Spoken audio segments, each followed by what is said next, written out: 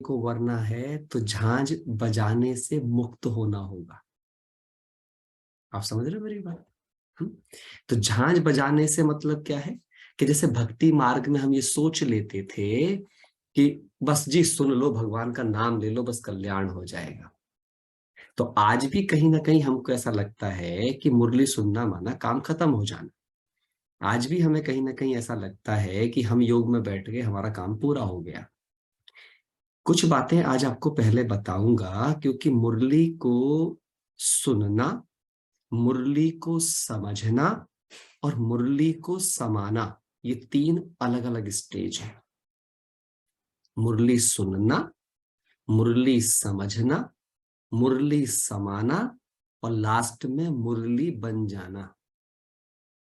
मुरली बन जाना मतलब क्या है? जब आपके चरित्र में मुरली दिखने लग जाए।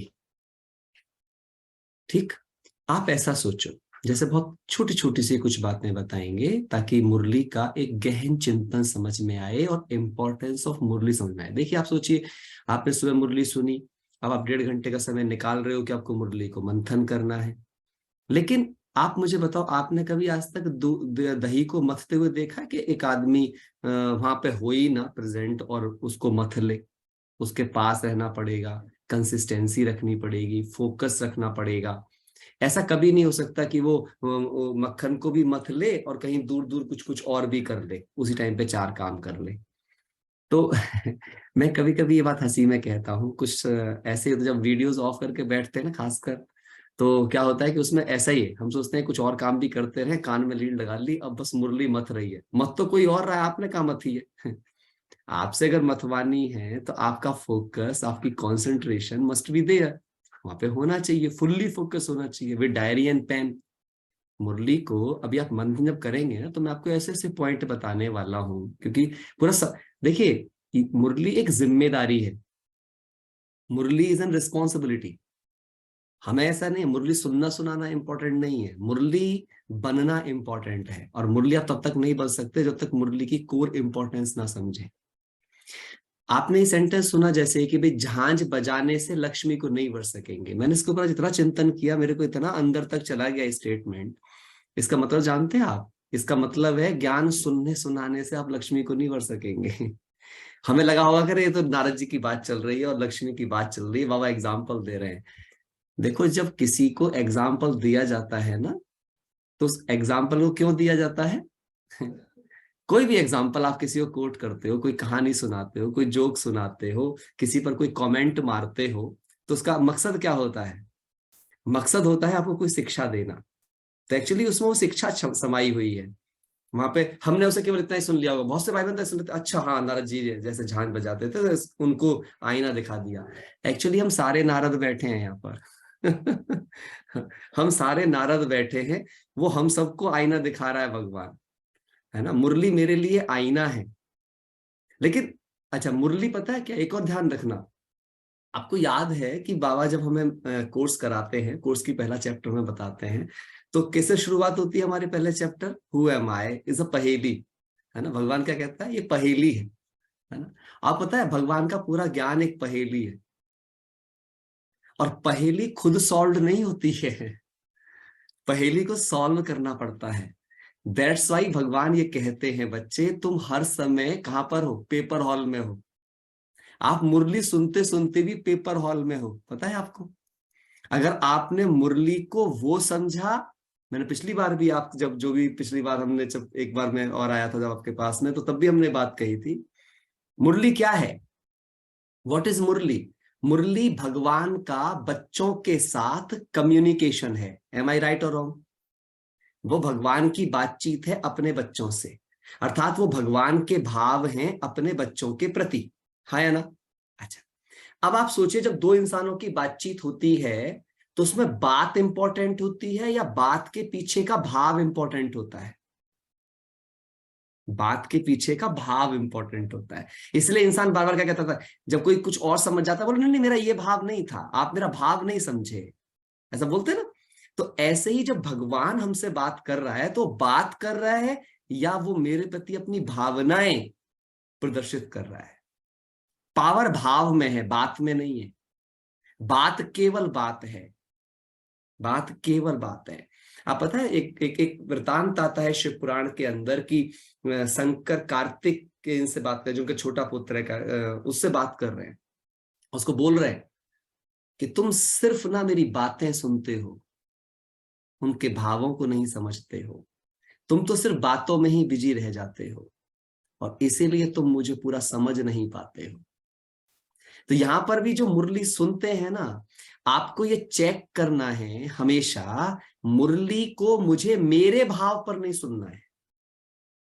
ये एम लिख लीजिए, यदि आप सचमुच में भगवान को पूरा पाना चाहते हैं ना, भगवान क्या बोलते हैं, मुझे पूरा वही पाएगा जो मुझे यथार्थ समझेगा। यथार्थ, और यथार्थ समझने के लिए मुझे मुरली मेरे भाव पर नहीं, मेरी इंटेंसिटी पर नहीं, परंतु मेरे टीचर की इंटेंसिटी पर समझना पड़ेगा। आप बताओ, बच्चा अगर स्कूल के अंदर जाए और चीज को अपनी इंटेंसिटी पे समझने का प्रयास करे, क्या कभी पास होगा? क्या कभी एग्जाम क्लियर करेगा? Never going to happen. उसे, ठीक है, आज उसकी कैपेसिटी कम हो सकती है, बट उसे वो बनना पड़ेगा जो टीचर समझा रहा है। मतलब उसको उस सॉल्यूशन को अंडरस्टैंड करना पड़ेगा, तब जाकर के वो रिप्रेजेंट कर पाएगा। तो आज मैं पहले, सबसे पहले आप सभी को बार बार, मैं जितनी बार भी आपसे मिलूंगा, कभी भी मैं आपका मंथन कराऊंगा, मेरे लिए मुरली मेरे भाव नहीं है, मेरे भगवान के भाव है। मेरे लिए तो पुरुषार्थ है कि मैं भगवान के भावों को अपना भाव बना सकूं। और जिस दिन मेरे भाव और भगवान के भाव समान हो जाएंगे, उसी स्थिति का नाम है बाप समान स्थिति। अर्थात जब मैं मुरली को वही समझूंगी जो भगवान समझाना चाहते हैं, तब मैं बनूंगी बिल्कुल बाप समान, वरना तब तक ऐसा बनना नेक्स्ट टू इम्पॉसिबल है। गॉट इट और नॉट? आपको मेरी बात पहुंच रही है? नाउ तो हम आज की मुरली को समझेंगे। इसीलिए सबसे पहली बात, अपने आप को एक सर्वश्रेष्ठ विद्यार्थी बनाएं। क्या बनाएं? सर्वश्रेष्ठ विद्यार्थी। और विद्यार्थी का सबसे पहला लक्षण होता है, जो भी निमित्त आपको इंस्ट्रक्शन दे, वो instruction as it is follow होनी चाहिए। सबसे पहला नियम है ये, ठीक है? इसलिए हमेशा, जब मैं तो ये बोलता हूं, कभी भी कोई भी काम किसी को ऑब्लाइज करने के लिए कभी मत करो।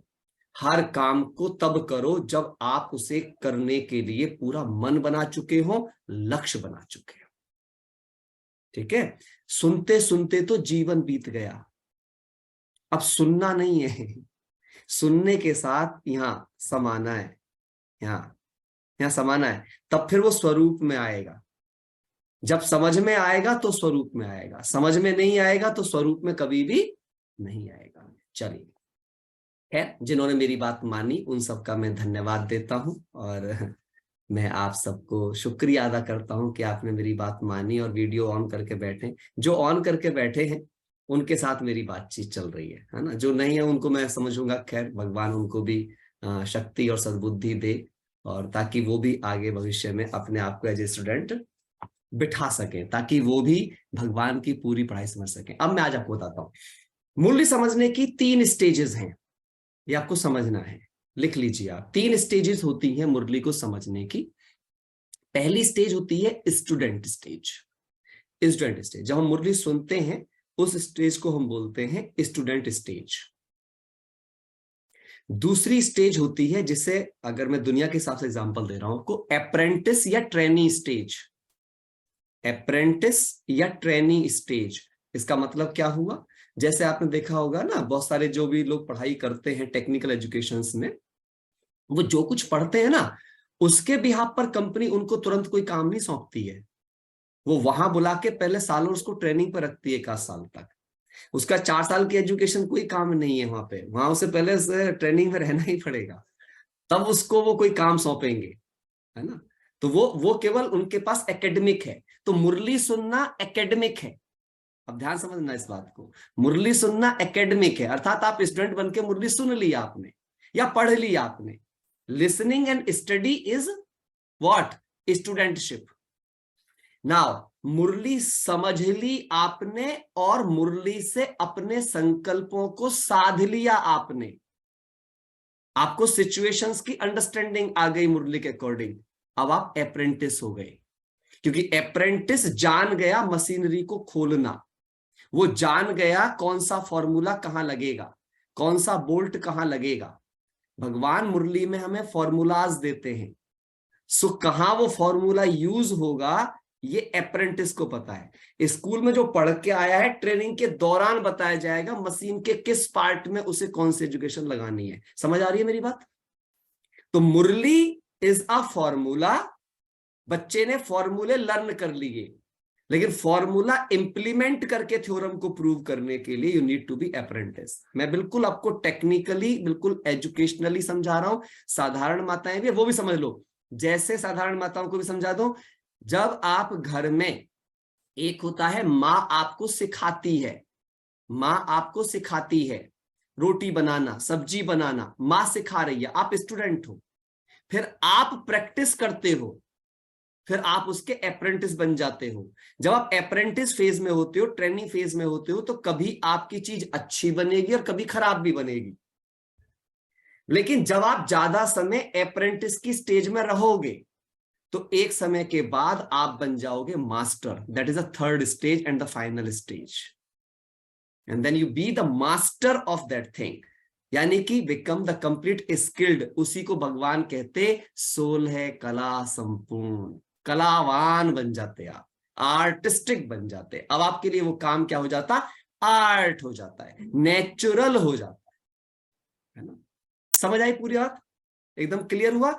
सो आपको चेक करना है अभी आप स्टूडेंट स्टेज में हो, अभी आप अप्रेंटिस या ट्रेनी स्टेज में हो, या आप मास्टर स्टेज में हो। कैसे पता चलेगा आप मास्टर स्टेज में हो? उसका आज एक पॉइंट आया मुरली के अंदर। क्या पॉइंट था मुरली में? जो धारण कर औरों को धारणा कराए, जो धारण कर क्या करे? औरों को भी धारणा कराए, दैट इज कॉल्ड मास्टर। वही राजा बनने के योग्य है, नहीं तो राजा बन नहीं सकता। वही पूरा वर्षा पाने के योग्य है जो धारण कर औरों को धारणा कराए। सो मास्टर जो होता है, जो स्किल्ड होता है, उसके लिए किसी को सिखाना चुटकी का काम हो जाता है, हाँ या ना? किसी को ड्राइवरी आती हो, ड्राइविंग सिखा सकता है। किसी को खाना बनाना आता हो, खाना बनाना सिखा सकता है। किसी को एबीसीडी आती हो, एबीसीडी सिखा सकता है। What ever you know perfectly, जो भी कुछ आप जानते हो, आप दूसरे को इजीली सिखा सकते हो। That is the sign of a master. Clear हुई पूरी पूरी बात? मेरी बात सही से समझ आ रही है ना? सो इंपॉर्टेंट चीज है आज मुरली में वाली बात आई। आगे बढ़ते हैं अब चीजों को लेकर। तो आपको हर रोज चेक करना है। इसी बेस पर हम हमेशा याद रखिएगा, 3 तरह की पढ़ाइयों में है। जैसे ये 3 हमारे सिस्टम हो गए, यानी कि 3 तरह की हमारी ये मैं बात करूंगा तो हमें रिकॉग्निशन हो गया हमारा 3 तरह का, स्टूडेंट, अप्रेंटिस और मास्टर। इसी के बेस पर हमारी 3 लेवल ऑफ एजुकेशन है। पहला लेवल है हमारी कौन सी? पहला लेवल है हमारा नर्सरी एजुकेशन, है ना, नर्सरी एंड प्री नर्सरी वाला एजुकेशन है। सेकंड हमारा क्या है, मतलब टिल 8th क्लास में उसे नर्सरी में लेके चलता हूं, है ना। और उसके बाद में फिर हमारे पास में क्या चीज आ जाएगा? स्कूलिंग आ जाएगी, हमारी स्कूलिंग आ जाएगी। And the final stage is degree, है ना, यूनिवर्सिटी की स्टेज आ जाएगी। तो आपको ये चेक करना है कि अभी आप प्री नर्सरी और मतलब 8th क्लास तक के जोन में ही हो अभी आप, या 10th और 12th के जोन में आ गए हो आप, जहां से कैरियर की समझ में आएगी, या आप यूनिवर्सिटी जोन में आ गए हो, career is going to set. आपको चेक करना है, आपको पता चल जाएगा कि मैं कहाँ हूं अभी है ना, ये समझ में आ जाएगा। तो यदि अभी कंफ्यूजन के जोन में हूं, जैसे बच्चा मम्मी के पास जाता है, मम्मी मम्मी बड़ा कंफ्यूजन है, कुछ बताओ, अभी भी प्रॉब्लम्स घेर लेती हैं और समझ में नहीं आता किसके पास जाऊं, कुछ करूं, कैसे करूं। तो मतलब मैं अभी स्कूलिंग जोन में ही हूं, अभी मैं उस जोन से ही बाहर नहीं आया हूं, है ना। और जब मुझे मेरी समस्याओं के समाधान समझ में आने लग जाए, माना मैं अपना अच्छा बुरा अंडरस्टैंड करने लग जाऊं, हाँ अब मैं 12th लेवल का बच्चा 10 to 12th के लेवल में आ गया हूं, जिसे समझ में आनी हो चुकी है, स्टार्टिंग आ चुकी है उसको। नाउ ही कैन अंडरस्टैंड कि भाई क्या होने वाला है, क्या नहीं होने वाला है, what is right, what is wrong, और अपने डिसीजन के तरफ जाने लग जाता है। Now in the level of university अब वो क्लियर कट है, उसका एम क्लियर है। क्यों? अगर वो इंजीनियरिंग में आ गया है तो इंजीनियर है, मेडिकल में आ गया है तो मेडिकल है, सीए में चला गया तो सीए है, फाइनलाइज्ड है। तो ऐसे ही जब मैं डिग्री के लेवल पे आऊंगा, मुझे मेरा एम दिखेगा ब्रह्मा बाबा की तरह, मैं मिचनू बनने वाला हूं। बाबा हमेशा कौन सी स्टेज में था? वो यूनिवर्सिटी की स्टेज में था मोस्ट ऑफ द टाइम्स, है ना। और दैट्स वाई बाबा वो चीज बने। आज बाबा ने कितनी अच्छी बात बोली। मैं एक्चुअली क्या है कि आज मैं आपको कुछ कुछ चीजें स्टेजेस बता के पॉइंट कनेक्ट करने की कोशिश कर रहा हूं। बाबा ने बोला ना आज मुरली के अंदर, बाबा मधुबन से बाहर नहीं जाएंगे क्योंकि दुनिया में अब कुछ देखने योग्य बचा ही नहीं। और फिर बाबा ने कनेक्ट किया, शिव बाबा तो स्वर्ग में भी नहीं आते, जो कितनी पावन दुनिया है जहां सब कुछ देखने की योग्य, वहां भी नहीं आते, तो यहाँ की तो कोई बात ही छोड़ दो। बाबा धीरे धीरे मधुबन से बाहर जाना बंद कर देंगे। और यही हुआ। ब्रह्मा बाबा शुरू में तो मुंबई भी जाते थे, कानपुर भी जाते थे, जगह जगह जाते थे, लेकिन एट लास्ट क्या हुआ? बाबा ने सब जगह जाना क्या कर दिया? बंद कर दिया था। और लास्ट के कुछ वर्षों में तो बाबा ने समाचार सुनने भी बंद कर दिए थे। क्यों? क्योंकि जब आत्मा कर्मातीत अवस्था की ओर जाती है तो वो सुनने सुनाने से परे होने लग जाती है, वो डिस्कशन से मुक्त होने लग जाती है, फिर वो अंडरस्टैंडिंग का स्वरूप बन जाती है, फिर उसके वाइब्रेशन से ही। तभी क्या होता था? जो भी बाबा के पास जाता था, आप सबने सुना होगा, जब कोई बाबा के पास जाता था उस अवस्था में बहुत सारे सवाल लेके जाता था, पर जैसे ही बाबा के सामने बैठता था उस कुछ पूछ नहीं पाता था, उसको लगता था पाना था सो पा लिया, पाना था सो पा लिया। मुझे चेक करना है मेरे पास बैठकर, मुझे देखकर कितनी आत्माओं को ये अनुभूति होती है। मैं अभी भी कहीं कोई अभी भी क्या मुझे यहां से मुझे क्या सीखना था? मैंने ये पॉइंट कैसे उठाया? जब मैंने देखा कि बाबा बाहर नहीं जाएगा, मैं सोचता था मुझे कहां कहां बाहर जाने की इच्छा पैदा होती है। चलो थोड़ा पार्क घूमाते हैं, थोड़ा बाजार घूमाते हैं, थोड़ा शिमला ऊटी घूमाते हैं। ऐसा चल रहा है क्या अभी भी? इट मीन्स क्या होने वाला है मेरा? इससे बात कर लेते हैं, उससे बात कर लेते हैं, इसका मतलब मेरी खुशी के आधार अभी भी बाहर शिफ्टेड है। मतलब मैं मास्टर ब्रह्मा स्टेज से अभी बहुत दूर हूं। समझ आ रही है बात? है ना? क्लैरिटी मिल रही है मुरली की? हाँ, कैसे मुरली को पिक करना है, कैसे मुरली को अंडरस्टैंड करना है, दैट्स वेरी इंपॉर्टेंट। जब मैं मुरली को सही डायरेक्शन में अंडरस्टैंड करूंगी तो मुरली मेरा जीवन बन जाएगी। मुरली बिकम माय लाइफ, है ना। नाउ आगे बढ़ते हैं। देखो आज बाबा ने एक बहुत ब्यूटीफुल बात कही। अगर हमने मुरली को बहुत ध्यान से पढ़ा होगा तो बाबा ने कहा कि बाप तुम बच्चों को डायरेक्ट वर्षा देता है, बाकी को इनडायरेक्ट देता है, क्योंकि बाप तुम्हारे सम्मुख बैठा है और तुम बाप के सम्मुख बैठे। अब इसका मतलब क्या है? इसका मतलब क्या है कि मैं बाप के सम्मुख बैठा हूं, मुझे डायरेक्ट वर्षा मिलता है। अब इसको समझना। परंतु पता है आपको, हम बैठे हुए बच्चों में भी यहां पे अभी भी 90% इनडायरेक्ट हैं। 5-10% ही डायरेक्ट बैठे हैं। और मैं समझाता हूं कैसे। डायरेक्ट और इनडायरेक्ट का मतलब समझा रहा हूं आपको। डायरेक्ट का मतलब क्या चीज होती है पता है आपको? डायरेक्ट का मतलब होता है जो भगवान जैसा है, जो है उसे वैसा ही समझना, और उसको ये पता होना कि भगवान का वर्षा क्या होता है। मैं आपको थोड़ा सा और एक्सप्लेन करता हूं। आज बाबा ने कहा कि बाबा केवल दो ही हैं। आज बोला ना मुरली बाबा ने, क्या बोला? दो बाबाएं हैं। एक है लौकिक बाबा, आज बाबा ने ऐसे बोला, एक है लौकिक बाबा और एक है ये पारलौकिक बाबा। फिर बाबा ने कहा ये तीसरा भी है, परंतु तुम्हें इसे याद नहीं करना, इससे तुम्हें वर्षा नहीं मिलता। और बाबा ने कितना ब्यूटीफुली कनेक्ट किया, ध्यान सुनना, इतना ब्यूटीफुली कनेक्ट किया बाबा ने। बाबा बोलता है क्राइस्ट भी वर्षा नहीं दे सकता, ब्रह्मा भी नहीं दे सकता, विष्णु भी नहीं दे सकता, और शंकर भी नहीं दे सकता।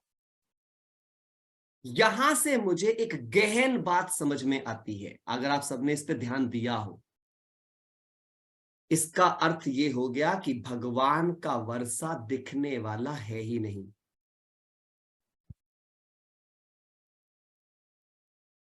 गॉड का वर्षा विजिबल नहीं है, गॉड का वर्षा इनविजिबल है। अर्थात भगवान वस्तुएं नहीं, वस्तुएं नहीं, वस्तुओं को प्राप्त करने का ज्ञान, उनको प्राप्त करने के तरीके, उनको रचने के तरीके, वो प्रेम, वो शक्ति, वो गुण वो देता है। तो भगवान का वर्षा क्या हुआ? ज्ञान, गुण, शक्तियां।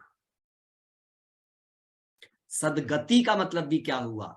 सदगति का मतलब सच्ची गति, सच्ची गति। इसको मैं तो और भी क्योंकि साइंस का बंदा हूं तो मेरे को ना हमेशा उस रूप में भी मैं ऐसे ले लेता हूं। मेरे लिए सदगति का मतलब है सच्ची गति, यानी कि मोमेंटम, फास्टेस्ट गति। और फास्टेस्ट गति कब होती है किसी भी इंसान की? कंफ्यूज्ड इंसान कभी तीव्र नहीं होता। जिसकी डिसीजन पावर, परखने की शक्ति, निर्णय लेने की शक्ति एक्यूरेट होती है, वही जीवन में महान कर्म कर पाता है। हां या ना? आप प्रैक्टिकल सोच लो, यदि आपकी परख शक्ति हाईएस्ट है और यदि आपकी निर्णय शक्ति हाईएस्ट है, क्या आप किसी भी काम में कभी जिंदगी में असफल होंगे? और जब आप असफल नहीं होंगे तो क्या आपका समय बर्बाद होगा? और नहीं। याद करिए पिछली क्लास में भी हमने बात करी थी, व्हाट इज लाइफ? लाइफ एक शब्द में क्या है? Life is just nothing, it's time. जिंदगी और कुछ नहीं है, जिंदगी समय है। तभी हम कहते हैं समय बर्बाद जीवन बर्बाद, समय आबाद जीवन आबाद। इसीलिए भगवान संगम युग की घड़ियों में क्या कहते? एक सेकंड एक वर्ष के समान है। Importance of time. तो अब आप ये सोचो, यदि मेरा परखने और निर्णय लेने में कंफ्यूज्ड माइंड रहा तो मेरी स्पीड प्रभावित हो जाएगी और फिर मेरी सदगति के बजाय दुर्गति हो जाएगी, अर्थात एक्सीडेंट होते रहेंगे। कोई भी व्यक्ति छित विक्षिप्त कब होता है, टूटा फूटा कब होता है? जब एक्सीडेंट होता है। तो दुर्गति की स्टेज क्या होती है? मन टूटा हुआ, निराश, दुखी, अशांत, परेशान, यहां मन नहीं लग रहा है, कोई बात कर ले, किससे कुछ पूछ लूं। ये दुर्गति की पहचान है। सदगति की पहचान क्या है? हैप्पीनेस, सुख, पीस। अब पीस के लिए बाबा ने क्या बोल दिया आज की मुरली में? बड़ी कमाल की बात बाबा ने आज बोली।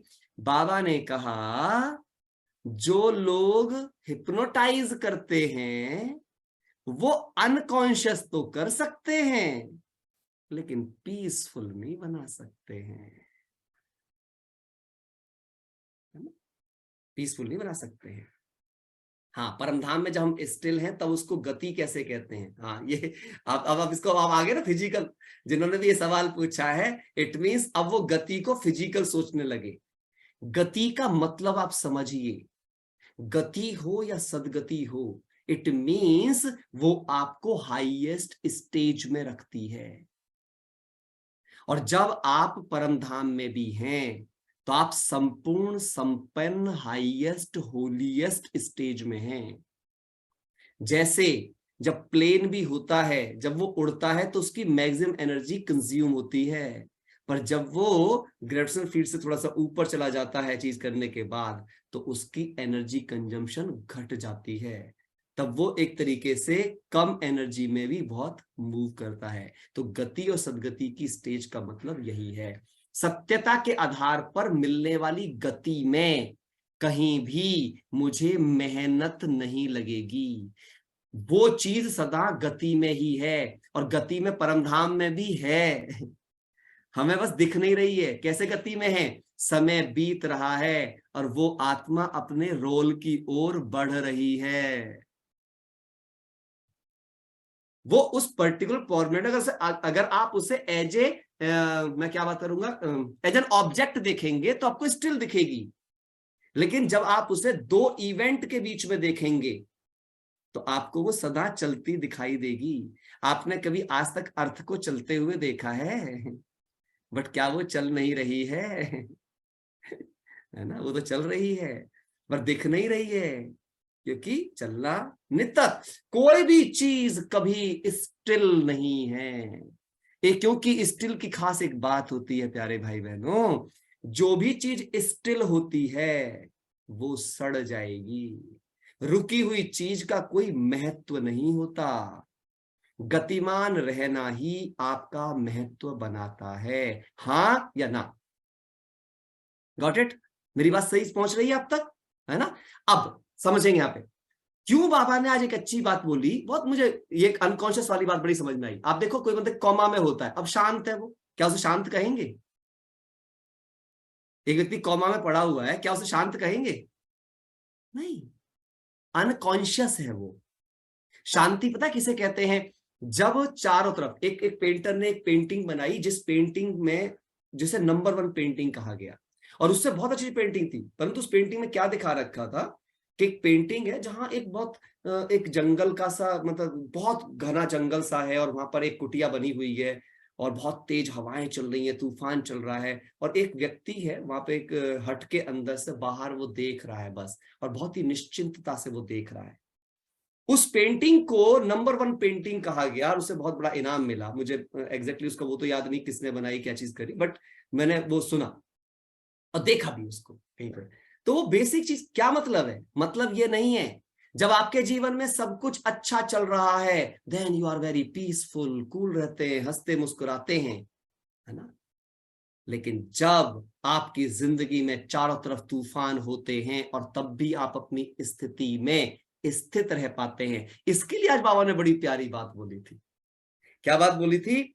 मैं वो बात आपको बिल्कुल उसी शब्द में सुनाना चाहूंगा कि बाबा ने एक चीज बोली थी आज, वरदान में याद होगा किसी को, कोई बताए। साथी और साथ के लिए बाबा ने बोला था बिना देखे बताना है, कोई भी कुछ बिना देखे। अभी मत रहे ना, नीचे नहीं देखना, कोई भी डायरी में नकल नहीं मारनी है, चीटर नहीं बनना है हमें, है ना? क्या बोला था बाबा ने, कोई बताएगा? बहुत अच्छी बात बोली थी इसी चीज को लेकर के, स्थिति को लेकर के। बाबा ने बोला सेवा में साथी और स्थिति में, हाँ, सेवा में साथी और स्थिति में साथ। बाबा दो चीज करता है, सेवा में वो साथी है और स्थिति में वो साथ है। इसका गहरा मतलब है पता है आपको? सेवा में वो साथी है मतलब मुझे डायरेक्शन देगा, मुझे मार्गदर्शन चाहिए, बट स्थिति के समय पर वो मेरा साथ देगा ताकि मेरी स्टेज मेंटेन रह सके। और इसी के लिए उसने एक बहुत अच्छी चीज बताई है, इसलिए बोलते हैं कंबाइंड रूप की स्टेज, कंबाइंड रूप की स्थिति। जब अभी कोई चीज हल्की सी हो, अब ध्यान समझना इस बात को, बड़ी ब्यूटीफुल चीज है ये। कोई चीज हल्की है, आपको पता है हवा में उड़ सकती है, तो आप क्या करते हो? उसे उसे किसी भारी चीज से बांध देते हो, है ना? क्योंकि भारी चीज उसको क्या करेगी? रोक के रखेगी।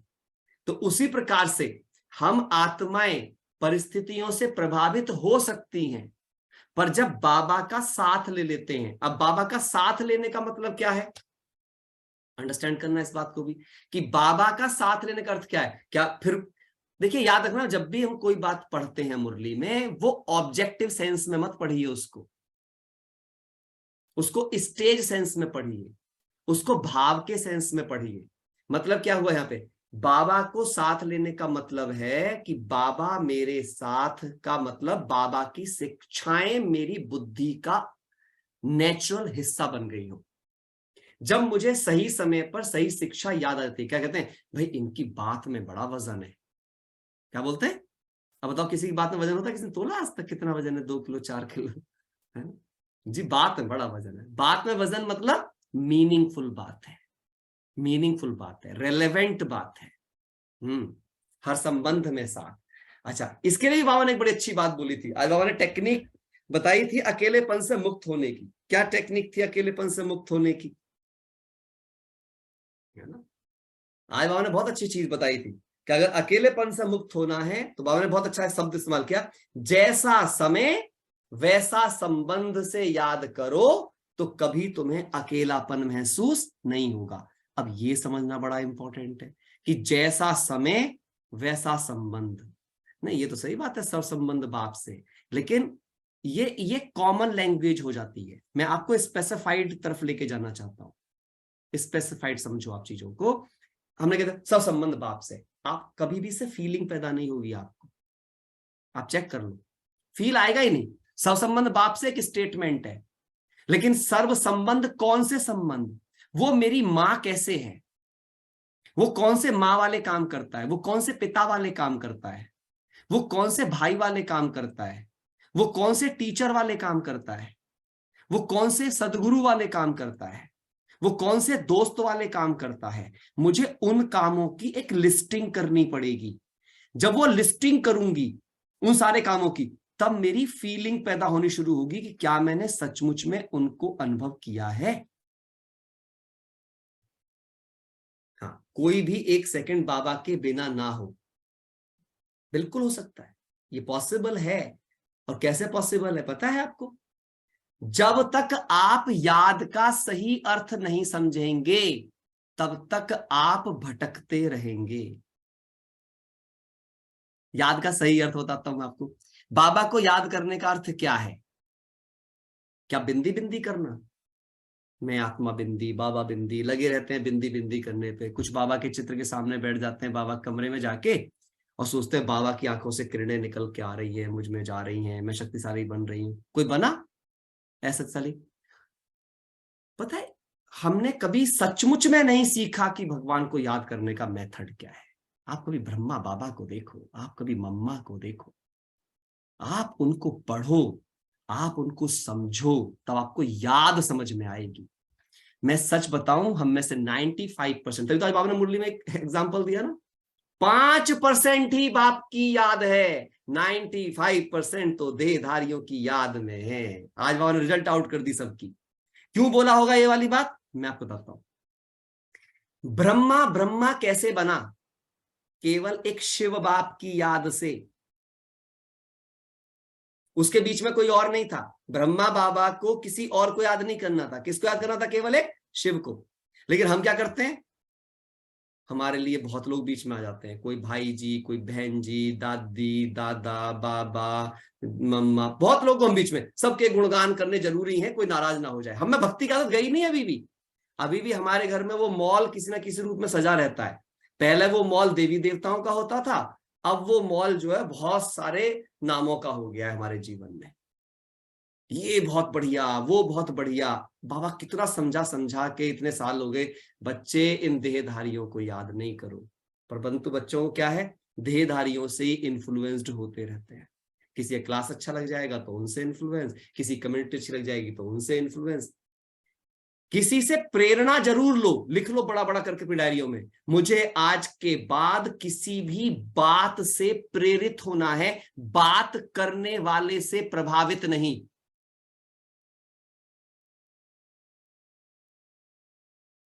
Got it? बात करने वाले से प्रभावित नहीं, केवल बात से प्रेरित होना है। बात इंपॉर्टेंट है, शिक्षा इंपॉर्टेंट है, एग्जाम्पल इंपॉर्टेंट है, सावधानी इंपॉर्टेंट है, व्यक्ति नहीं। व्यक्ति बस इतना इंपॉर्टेंट है, रिस्पेक्टेड है, व्यक्ति के प्रति रिस्पेक्ट रखना है, रिगार्ड रखना है। क्यों रखना है? क्योंकि रिस्पेक्ट और रिगार्ड संस्कार है। समझना आप ध्यान से, किसी से प्रभावित ना होने का मतलब उसका अपमान करना नहीं है। फिर कुछ लोग ऐसे करते हैं, ना ना ना, हम ठीक है, वो सब सही है, ऐसे भी नहीं करना। नहीं, दादियां रिगार्डेबल हैं, ब्रह्मा बाबा रिगार्डेबल हैं, लेकिन शिव बाबा कहते हैं बच्चे, ब्रह्मा को भी याद करने से तेरा उद्धार नहीं होगा। आज की मुरली में भी कहा, इसे याद करने से तुम्हें मेरा वर्षा नहीं मिलेगा। सही बात है कि नहीं? मैं गलत तो नहीं कह रहा हूं? ये अंडरस्टैंड करना है। ये सबसे इंपॉर्टेंट बात है। तो जैसे हमारे ब्रह्मा बाबा, ब्रह्मा कैसे बने? एक शिव पिता की याद से। और बाबा ने हमें केवल 3 चीज को फॉलो करने की बात, याद करो शिव बाबा को, फॉलो करो ब्रह्मा बाबा और मम्मा को, फॉलो करो केवल ब्रह्मा बाबा और मम्मा को। क्यों? क्योंकि उन दोनों ने केवल एक शिव को याद किया है। अंडरस्टैंड करना, क्यों फॉलो करने की बात करी? बाकी सभी ने, चाहे वो कोई भी रहे, भाई हमारी दादियां असलतन में हैं, लेकिन उन दादियों ने भी शिव बाबा को ब्रह्मा के थ्रू याद किया है, मम्मा के थ्रू याद किया है, कोई ना कोई बीच में आया है, लेकिन केवल ब्रह्मा और मम्मा ने किसको याद किया? बल्कि मम्मा को भी बाबा ने सेकंड नंबर दे दिया है। फॉलो ब्रह्मा बाप आता है, मम्मा बाबा तो बाबा एक उसमें लगा देते हैं, लेकिन आप कभी भी देखना बाबा क्या बोलते हैं? फॉलो ब्रह्मा बाप, फॉलो ब्रह्मा बाप, सी शिव बाप, फॉलो ब्रह्मा बाप सी शिव बाप, क्योंकि ब्रह्मा ने संपूर्ण पुरुषार्थ किया है। अगर मैं पुरुषार्थ की स्टेज की बात करूं तो ब्रह्मा बाबा इज 100%, उसके बाद फिर कोई 99 है या 99.9 है, फिर कोई 99.8 है। इससे हम किसी का अपमान नहीं कर रहे हैं, लेकिन संपूर्ण बनने की जहां बात आ जाएगी तो केवल एक को ही। इसलिए शिव बाबा क्या कहते हैं? मेरा एक ही सिखलिदा बच्चा है और वो है ब्रह्मा, सारे ब्रह्मांड की मां, मम्मा की भी मां, तो मुझे फॉलो केवल उसको करना। समझ आ रही मेरी बात? तो अब हम गलतियां कर रहे हैं, हम 95% देहधारियों को याद कर रहे हैं, 5% उसको याद कर रहे हैं, और जिसके कारण से क्या हो रहा है? आज की मुरली में क्या बोला बाबा ने? माया घसीट लेती है।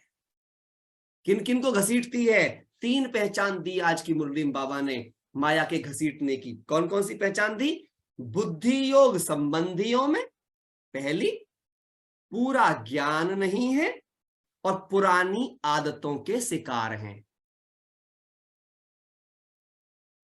3 बातें कही ना बाबा ने आज। माया किनको घसीटती है? जिनमें ये 3 बातें, बुद्धि पुराने संबंधियों में है, पूरा ज्ञान नहीं है। अब पूरा ज्ञान क्या होता है भाई? अच्छा ज्ञान क्या है, कौन बताएगा? व्हाट इज ज्ञान? कौन बताएगा ज्ञान क्या है?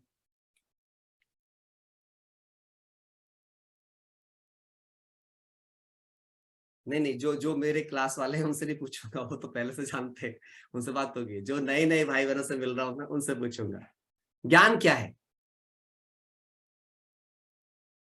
हाँ, शंकर भाई वीडियो खोलना पड़ेगा, शंकर गुप्ता जो भी करे, जो मेरे को जवाब उनसे चाहिए जो वीडियो खोले, उनसे नहीं जो वीडियो नहीं खोलेंगे।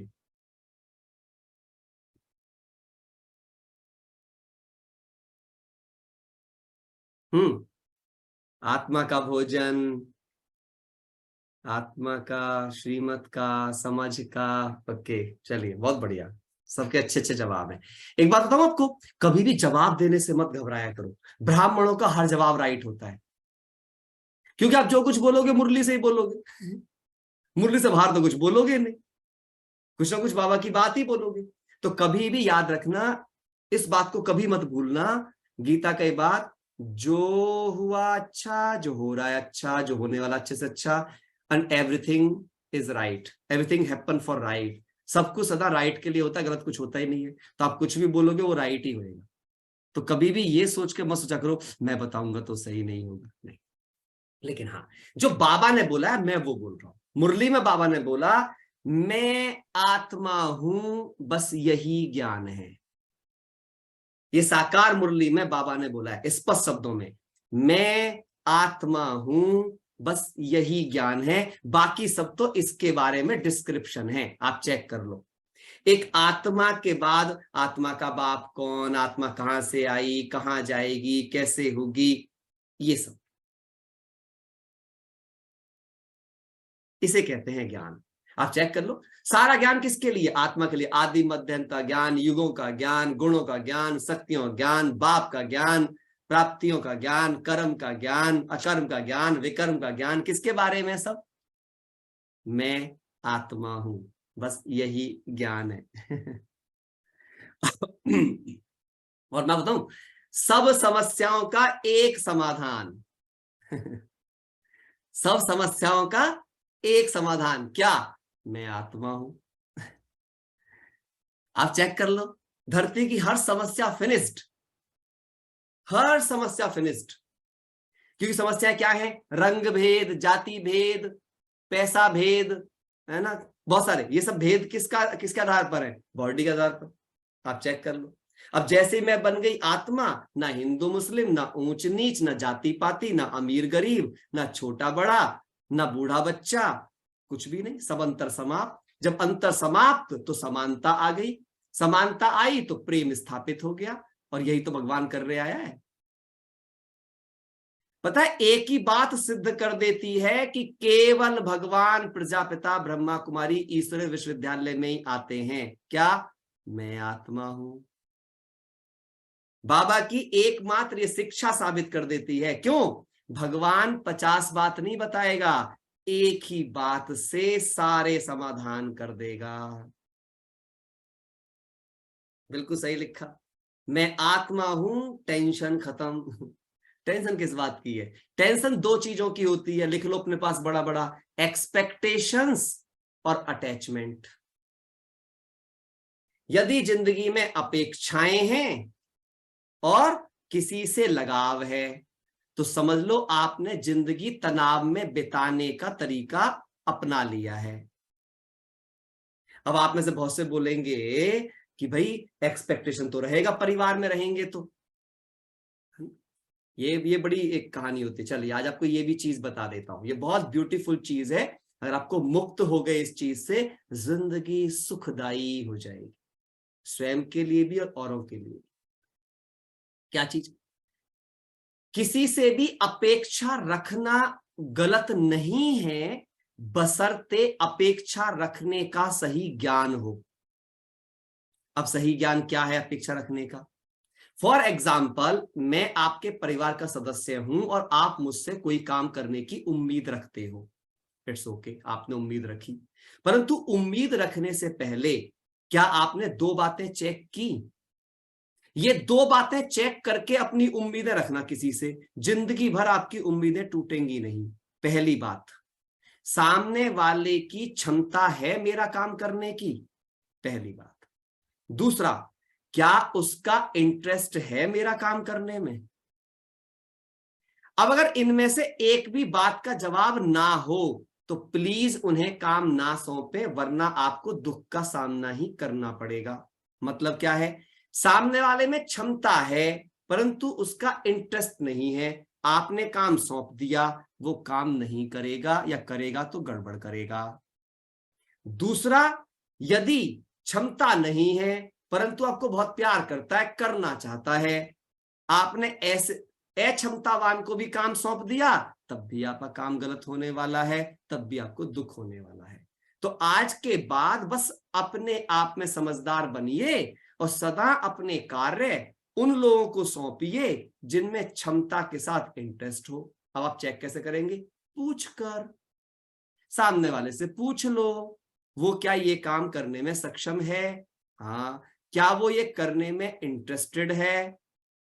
अगर दोनों का जवाब हाँ आए, काम सौंप दो।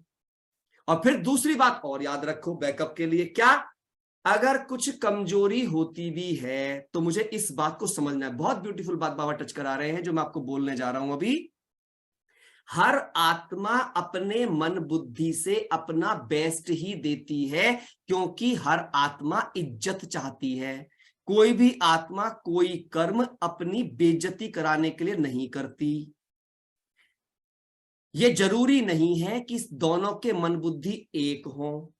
सामने वाले ने अपने मन बुद्धि से, जब मैंने उसको काम सौंपा तो क्या मैंने पूरे काम का डिस्क्रिप्शन उसको दिया था?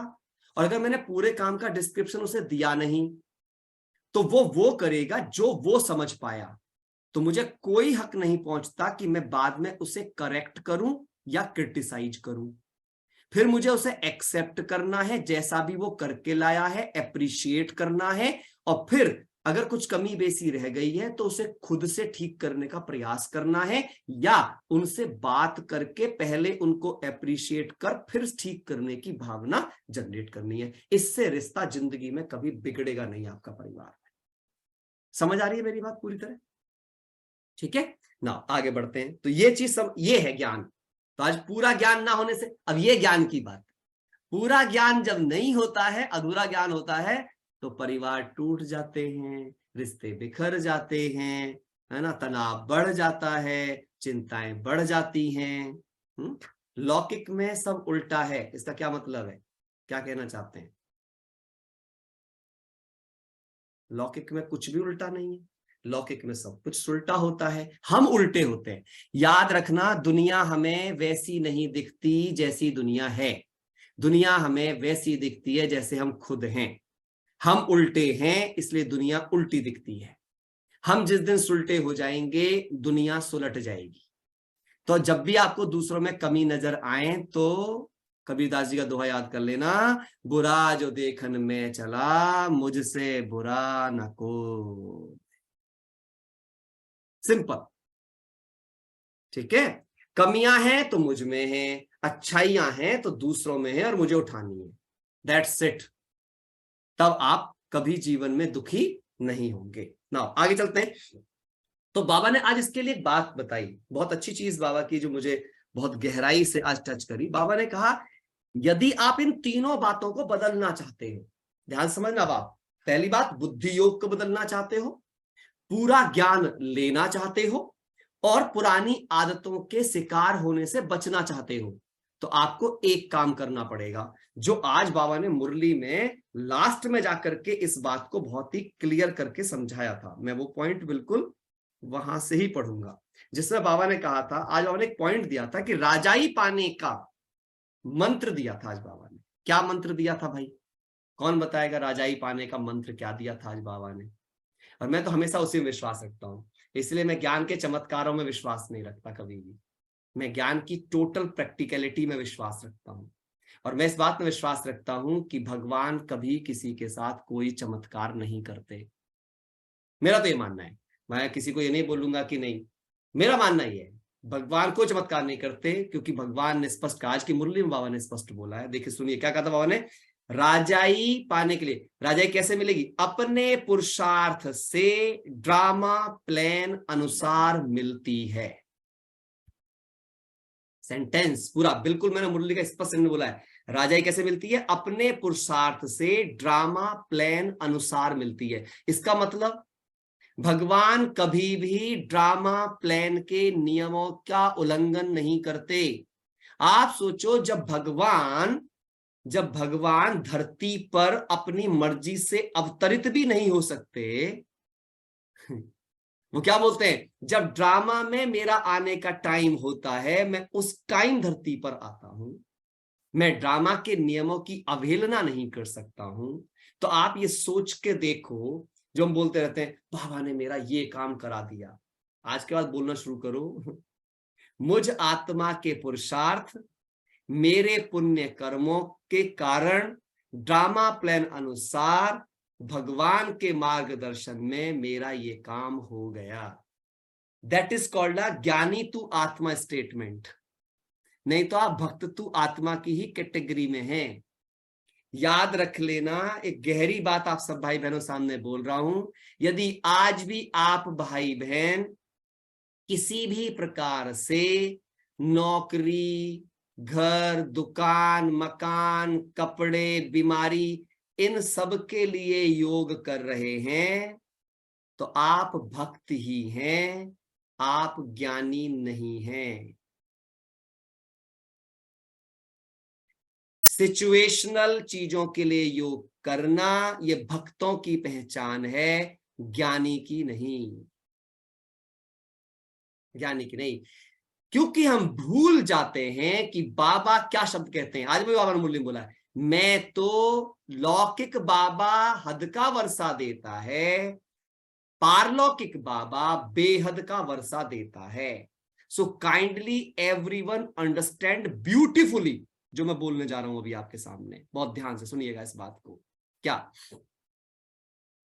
जो भी चीजें वस्तुओं की फॉर्म में दिख रही हैं, इन चमड़े की आंखों से जितनी चीजें भी दिख रही हैं, वे सब हद हैं, हाँ या ना? वे सब हद हैं। और भगवान ने क्या कहा? हद का वर्षा मैं नहीं देता, मैं क्या देता हूं? मैं बेहद का वर्षा देता हूं। इसका मतलब इस धरती के कितने भी काम हो रहे हैं, वो मैं नहीं करता हूं, मैं तो वो करने के लिए तुम्हें तैयार करता हूं। अब इसकी मैं आपको और गहराई में लेके जाता हूं। जब दुनिया में भी ये बात मानी जाती है कि भैया किसी को रोटी मत दो, रोटी कमाना सिखाओ। रोटी दी माना वस्तु दी, वस्तु दी माना भिखारी बनाया। रोटी कमानी सिखाई माना नॉलेज बढ़ाई, बुद्धि बढ़ाई, इंटेलिजेंट बनाया, माना उसमें अधिकारीपन, आत्मसम्मान पैदा किया। तो जब भगवान धरती पर आएगा तो मेरे मन इच्छित फल अगर पूरे करता रहेगा, जो कि मैं दुनियावी मन इच्छित फल रखता हूं, तो फिर मेरे को वो इच्छा मात्रम अविद्या का ज्ञान कैसे दे पाएगा?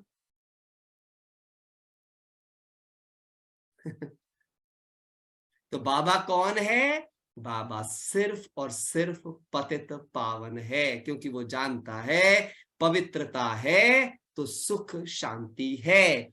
बाबा जानता है पवित्र आत्मा के सामने, लिख लेना बड़ा बड़ा स्टेटमेंट, पवित्र आत्मा के सामने प्रकृति सदा दासी रहती है और हद की सब वस्तुओं का निर्माण प्रकृति करती है। तो जब आत्मा पावन बन जाती है तो पूरी प्रकृति उसकी सेवा में हाजिर हो जाती है। गॉट इट और नॉट? मेरी बात पूरी तरह पहुंच रही है आप सब तक? हाथ हिला के बताइए, है ना? पहुंच रही है? इंपॉर्टेंट है, ब्यूटीफुल बातें बाबा, इतनी प्यारी प्यारी बात बाबा ने सिखा रखी है हम बच्चों को, है ना? तो अब आप बताओ, बाबा मेरे को अच्छा घर देगा, अच्छी गाड़ी देगा, अरे वो स्वर्ग दे रहा है मेरे को, वो मुझे योग्य बना रहा है स्वर्ग के। मैं यहाँ घर मेरे बच्चे की नौकरी लगा दी बाबा ने, मेरे को एक घर दिला। अरे क्या कर रहे हैं चिंदी चोर। मेरे को ऐसा लगता है, सोचता हूँ मैं तब कभी कभी। और कोई 21 दिन का योग कर रहा है, कोई 51 दिन का योग कर रहा है, किस लिए? मैं अपने प्लॉट के लिए 21 दिन का। कोई कोई मेरे को बोलता है, जैसे मेरे को सेंटर, आप ना भाई जी योग लगाओ सेंटर बनने के। भाई मेरे पे नहीं लगेगा, तुम लगा लो। मैं तो पावन बनने का योग लगा सकता हूँ, मेरी पवित्रता पे राजी हो के भगवान सेंटर बनाए ना बनाए ये उसकी हेडेक है। क्योंकि मुझे पता है सेंटर तब बनेगा अगर ड्रामा प्लान अनुसार उस मर्यादा के दायरे में आता होगा, जिस पल आता होगा, मैं अपना एफर्ट करूंगा, पर वो एफर्ट जो एफर्ट जैसे करना चाहिए, मैं भगवान की मर्यादाओं का पालन कर, उसकी शिक्षाओं का नहीं, नहीं मैं योग लगाऊं बाबा, बस तू ये चीज दे दे, वो चीज दे दे, मेरी बॉडी ठीक कर दे, मेरा बच्चे का दिमाग खोल दे, मेरा दिमाग खोल। कैसे कैसे योग करते हैं, और फिर सोचते हैं हम बहुत योगी है। नहीं देखो, मैं फिर कोई भाई जी का नाम मत लो भाई, कि सूरज भाई जी का नाम लेने के लिए मैं कान पकड़ता हूँ, मेरे बड़े हैं, आदर्श हैं। वो जो चीज बता रहे हैं, क्यों बता रहे हैं पता है आपको? कुछ लोग सोचते हैं सूरज भाई ऐसी चीज क्यों बताते हैं, क्योंकि वो आपको वही दे रहे हैं, वो कामधेनु गाय हैं, वो आपको वो दे रहे हैं जो आप उनसे चाह रहे हो। आप भी तो शॉर्टकट ही चाहते हैं ना। अब डॉक्टर के पास कोई जाएगा तो वो उसको वैसा ही इलाज बताएगा ना जैसा चाहता है। हम भी बैठे हैं सूरज भाई साहब साथ में, जब हम उनसे बात करते हैं तब उनका पुरुषार्थ देखो, वो हमें वैसी बात आते हैं। अब जब जब ज्यादातर आत्मा भक्त कैटेगरी की है, वो जाके अपने घर के टेम्पररी सॉल्यूशन ही मांगेंगे, तो भाई साहब क्या करेंगे इसमें? भाई साहब को तो वही बातें बतानी पड़ेंगी ना उन सबको, कि भैया चलो ठीक है, तुम और कुछ नहीं कर सकते तो ये कर लो।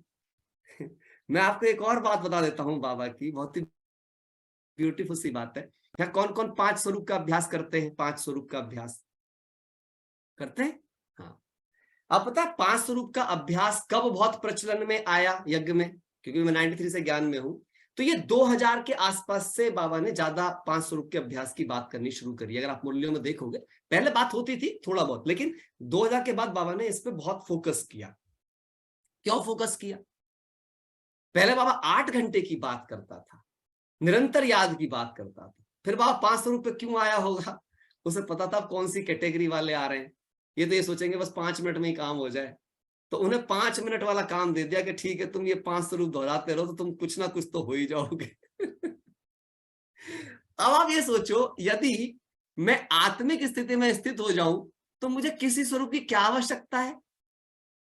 मैं आपको साइंस का एक नियम बताता हूं।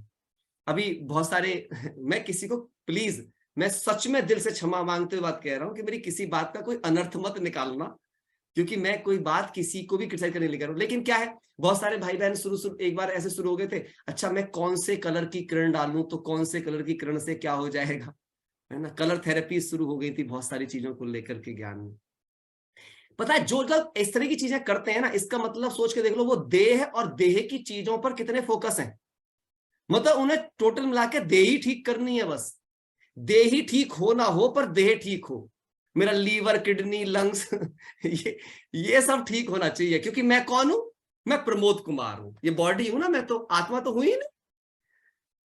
मतलब मेरी ऊर्जा से शरीर जिंदा है, मैं हूं तो आंख देख रही है, मैं हूं तो लीवर चल रहा है, मैं हूं तो किडनी चल रही है, ये नहीं देखना मेरे को, ये नहीं देखना। परंतु मेरा किडनी लीवर ठीक रहना चाहिए। मतलब समझ नहीं आती क्या चल क्या रहा है, ये कौन सा ज्ञान बाबा सुनाने आया था और कौन सा ज्ञान शिफ्ट हो गया है ना।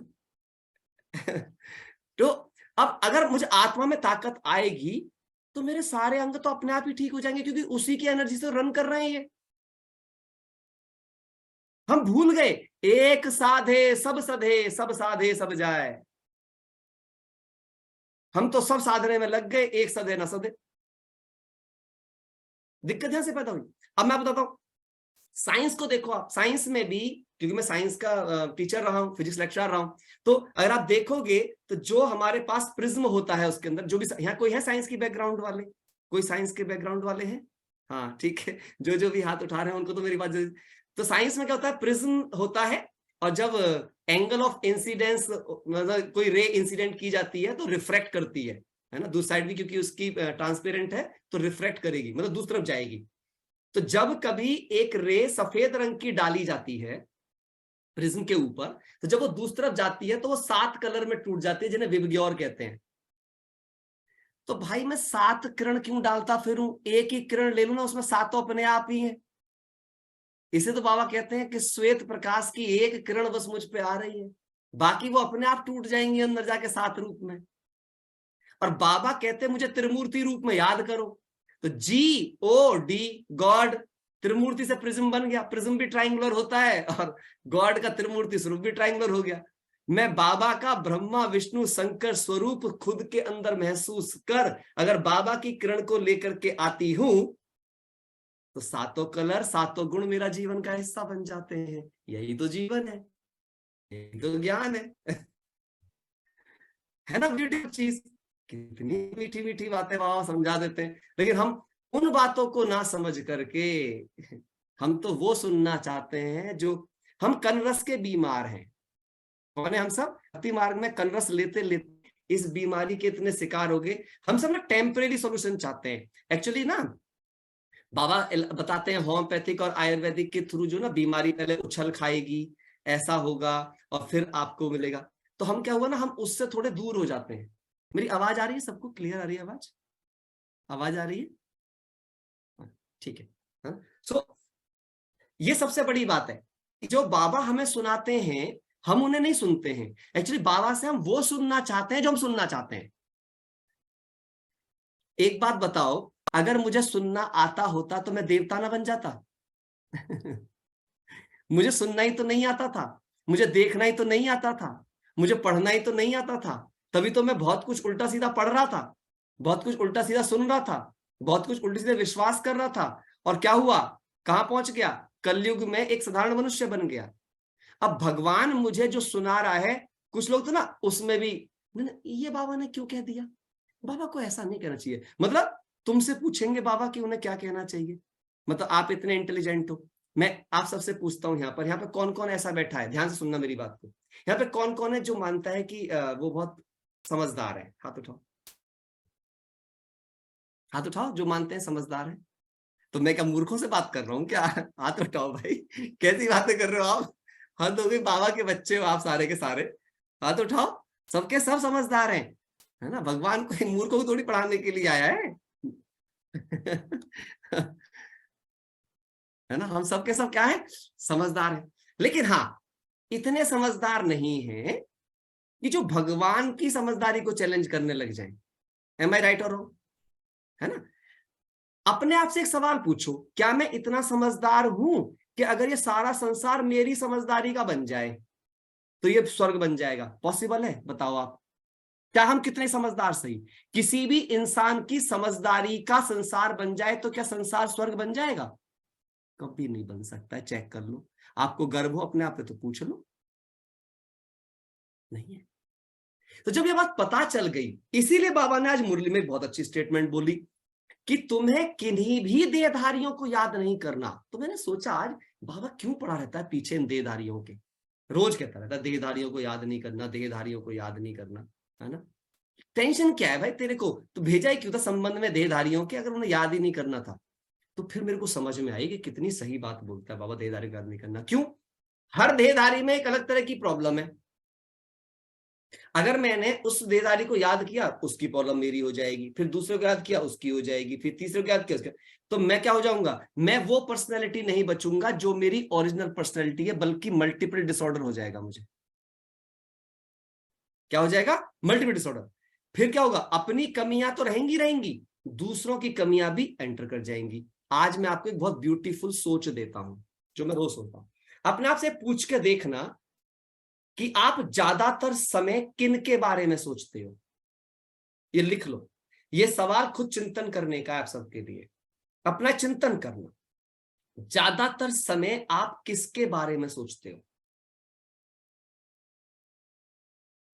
तो आप पता क्या पाएंगे? ना आप खुद के बारे में सोचते हो, ना खुदा के बारे में। 99% टाइम आप सिर्फ दूसरों के बारे में ही सोचते हो। हाँ या ना? बच्चे क्या होगा, हस्बैंड का क्या होगा, घर का क्या होगा, इस चीज में क्या होगा, भविष्य में क्या होगा। मतलब अपने साथ नहीं हो आप कभी भी। You are not with you, और ना आप भगवान के साथ हो। अच्छा, जाता समय ये कैसे सुधरेगा, वो कैसे सुधरेगा, ये क्या करेगा, वो क्या करेगा, उसने ऐसा किया, वो उसने वैसा किया, चेक कर लो। अच्छा, सेंटर पे भी जाएंगे तो अच्छा, आज बहन जी ने बड़ी अच्छी मुझे सुनाई, आज उनके पॉइंट बहुत अच्छे थे, आज उन्होंने ऐसे किया, आज की ये वाली बात उनकी भाई साहब की बहुत अच्छी थी, फलाने भाई साहब की। अपने साथ है ही नहीं हम, और इसीलिए सारा गड़बड़ ज्यादा हो गया है जिंदगी में। सही बात है, गलत कह रहा हूं मैं कुछ गलत तो नहीं बोल रहा हूँ। हाँ, हाँ, हाँ, दैट्स इंपॉर्टेंट। फिर बाबा ने चलो अब तो इसका मतलब क्या हो गया? आज से बस मुझे एक ही चीज का पुरुषार्थ करना है, बेहद का वर्षा। लिख लो। और बेहद का वर्षा क्या है? सर्वगुण संपन्न, सर्वशक्ति संपन्न, 16 कला संपूर्ण। अच्छा, अब इसकी भी एक विधि बताता हूं, जो बाबा ने एक बहुत अच्छी चीज बात करी। आज बाबा ने संगत की बात जब करी तो एक बात बोली बाबा ने, संग तारे कुसंग बोरे, है ना। संग तारे कुसंग बोरे, यानी अच्छा संग मुझे पार लगा देता है और कुसंग मुझे डुबो देता है। कहां डुबो देता है? कहीं पानी में ले जाके। मैं आपको ये बात क्यों बोली है मैंने, आपको लग रहा होगा अरे ये कैसी बात कर रहे हो। एक्चुअली जो भी शब्द बाबा फिजिकल दुनिया के यूज करते हैं, उन्हें आप ऑब्जेक्टिव ना सोचें, उसके सेंस को समझें। सेंस को समझें। डुबोने का मतलब क्या होता है? निराशा के दलदल में डुबो देना, पश्चाताप के दलदल में डुबो देना। दो शब्द होते हैं, एक शब्द होता है पश्चाताप, एक शब्द होता है प्रायश्चित। मैं इसलिए बता रहा हूं क्योंकि संग आपका पश्चाताप भी बन सकता है और संग आपका प्रायश्चित भी बन सकता है। गहराई से समझेंगे इस बात को। जो संग है, समझना इस बात को। पश्चाताप क्या चीज होती है? पश्चाताप को इंग्लिश में रिग्रेट बोलते हैं, सब जानते हैं ना, रिग्रेट कहते हैं। और प्रायश्चित क्या होता है? रियलाइजेशन। समझना। तो कभी भी आप पश्चाताप कॉन्शियस ना बने, प्रायश्चित कॉन्शियस बने। अगर आप पश्चाताप कॉन्शियस बने, यानी कि पश्चाताप किया बार बार, तो आप निराशा के शिकार हो जाएंगे, गिल्ट कॉन्शियसनेस में चले जाएंगे, खुद को कोसने की कॉन्शियसनेस में चले जाएंगे, और फिर कभी भी उठ नहीं पाएंगे। आप सेल्फ क्रिटिसिज्म के शिकार हो जाएंगे। जो व्यक्ति पश्चाताप करता है, और एक बात सोच लो, हमारे मन बुद्धि कब अच्छे काम करते हैं? जब ये हैप्पी और कंटेंटेड होते हैं, अर्थात खुश होते हैं और संतुष्ट होते हैं, तो दिमाग तेज काम करता है। हाँ या ना? हाथ हिला के बताओ। और जब भी ये दुख होता है, निराश होता है, क्रोधी होता है, अवसाद में होता है, क्रिटिसाइज फील कर रहा होता है, तो ये काम करना बंद कर देता है, बुद्धि को ताला लग जाता है। ठीक? तो पश्चाताप करूंगा बार बार तो मैं अपनी बुद्धि की शक्ति खत्म कर दूंगा, और बुद्धि की शक्ति के बिना मैं कभी अपने पश्चाताप वाले कर्म से ऊपर सफलता की ओर पहुंच नहीं पाऊंगा। अब प्रायश्चित क्या है? प्रायश्चित क्या है? आई गेट रियलाइज कि मुझसे गलती हुई है, मैंने रियलाइज कर लिया, बस रियलाइज कर लिया, उसके पॉइंट ढूंढ लिए। नाउ अब मैं काम करूंगी सॉल्यूशन पर। मैं उस पश्चाताप को ना रिवाइज करूंगी ना रियलाइज करूंगी, उस गलती को ना मैं रिवाइज करूंगी ना रियलाइज करूंगी। ये फर्क होता है दोनों में, पश्चाताप में और प्रायश्चित। प्रायश्चित वाला ट्रांसफॉर्म होता है और पश्चाताप वाला डिग्रेड होता है, वो नीचे ही जाता जाता है, वो और दुखी और खुद से बाहर निकल जाता है। और जो प्रायश्चित करता है वो गलतियों को दोहराता नहीं है। पश्चाताप वाले से ना चाहते भी गलतियां होंगी। क्यों? क्योंकि वो गिल्ट में है, वो निराशा में है, वो आत्मसम्मान आत्मविश्वास खो बैठा है। Got it? मेरी बात जा रही है आप तक? और जो प्रायश्चित कर रहा है वो अंडरस्टैंडिंग है, वो चीजों को रियलाइज कर रहा है, वो उनको समझने का प्रयास कर रहा है, वो उन पर चिंतन कर रहा है कि किससे मिलूं, कहां जाऊं, कहां इसका समाधान ढूंढूं। तो जो समाधान स्वरूप आत्माएं हैं वो केवल प्रायश्चित तो करती हैं पर पश्चाताप कभी नहीं। तो अपनी जिंदगी से आज के बाद इस पश्चाताप को मिटाकर हमें किसको अपनाना है? प्रायश्चित को अपनाना है। हमें अपने अंदर परिवर्तन की दृढ़ता लानी है।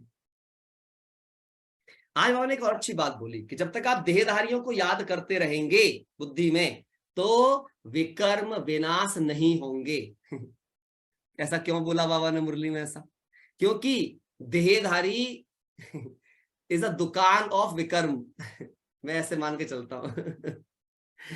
देहधारी चलती फिरती दुकानें हैं विकारों की, पापों की। हाँ या ना? किसी को ना विश्वास हो तो खुद को ही देख लो। खुद हम चलती फिरती दुकान है विकारों की, किसी ना किसी रूप में। किसी में कोई क्रोध होगा, किसी में कोई इरिटेशन होगा, किसी में चिंता की बात आती होंगी, कोई दुखी हो जाता शांति, होगा, है ना? एक भाई हाँ, जी, राखी बहन एक कुछ कहना है अनाउंसमेंट आपको? जी, एक अनाउंसमेंट करना था। जी जी कल बाबा मिलन का दिन है, जी तो सभी भाई-बहन अपने-अपने स्थान से ही कल बाबा मिलन मनाएँगे और योग करेंगे। कल यहाँ पर अ, मुरली क्लास और नुमाशाम नहीं होगा, तो सभी अपने स्थान से ही करेंगे, है ना? कल क्लास नहीं है। थैंक यू भाई जी, आप ठीक। कंटिन्यू कीजिए। हाँ हाँ बिल्कुल बिल्कुल, क्योंकि अभी हमारे पास 15-20 मिनट है ना, 6:30 तक। हाँ, तो बाबा ने क्या बोला आज? इस चीज को देहधारियों की याद होगी। एक और चीज आप लिख लेना, मैं यहाँ पे एक और गहरी बात आपको बताता हूं। क्यों बाबा ऐसा कहते कि सर्व संबंध एक बाप से ही होने चाहिए? ऐसा क्यों कहते? अब समझना, मैं देहधारियों से अलग ले जा रहा हूं आपको, सारे संबंध बाप की तरफ ले जाऊंगा आपका। इसका मैं आपको रीजन दूंगा, आपको रीजन दूंगा। क्या रीजन? एक शब्द होता है रेलेवेंट रिलेशनशिप, सुना है सबने?